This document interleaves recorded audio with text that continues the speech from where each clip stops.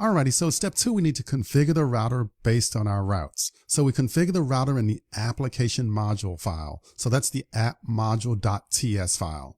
And now notice the new entry here in the import section. We have router module.forRoute, and then we give the routes. And so those are the routes that we defined earlier in our application. And so now the router is configured and it knows about the routes that we've set up. Then in step 3, we define the router outlet. So the router outlet acts as a placeholder. It renders the desired component based on the route. So in our previous example, we have our menu items on the left. You select the link and then the router outlet. That's a little placeholder. That's the area of where the actual component will be rendered. And then remember, it only updates a section of your page. It doesn't reload the entire page, right? So we have a single page application. We simply perform partial updates on our given page. Okay, so to make this work, then we need to update our app-component.html to use the router outlet. So in our app-component.html file, in the main content section here, we say router outlet. So again, we're saying, hey, based on the router configuration, display the appropriate component here. And then here's a little snippet of the different routes. So based on a given path, show component X at this given location. So it'll actually create an instance of the product list component, and it'll display the products based on the given category ID for that given link. And as part of some refactoring, we can comment out or delete the reference to app product list. We no longer need this here directly. This information will be updated dynamically based on our actual router setup.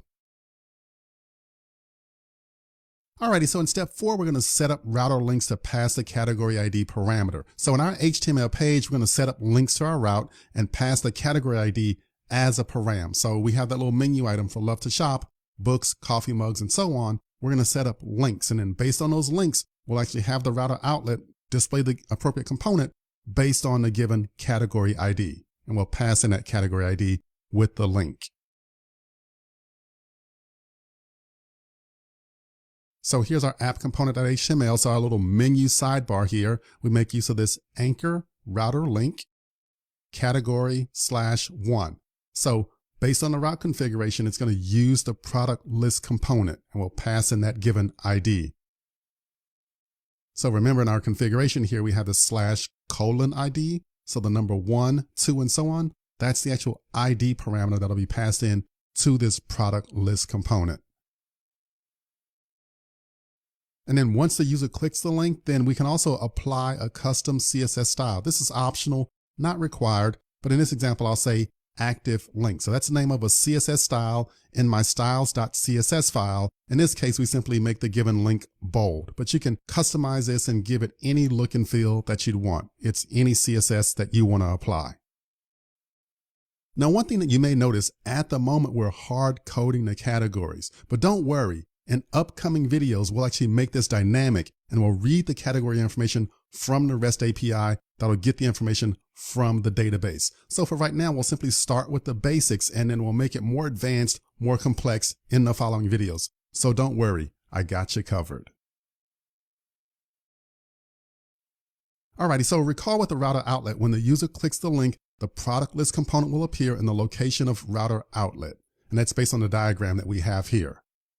And remember, it'll only update a section of the page. It won't reload the entire page. Now, the next step here is step 5 of enhancing the product list component to read the category ID parameter. So we need to read that information so we can use it. So I'll set up a property called current category ID of type number. And then I make an assignment here. I say this.route, that's the activated route. .snapshot, the state of the route at this given moment in time.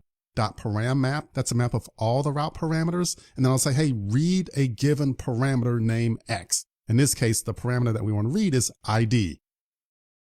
And this is based on the configuration that we have set up for our route. So we have a :ID. So that's the parameter ID. And that's how we actually access the parameter ID that's being passed over. So the parameter value is returned as a string. So we can actually use the plus symbol to convert the string to a number. So this is a little TypeScript trick here of converting strings to number. You simply use the plus symbol at the beginning of that given string, and it'll do the conversion for you in the background.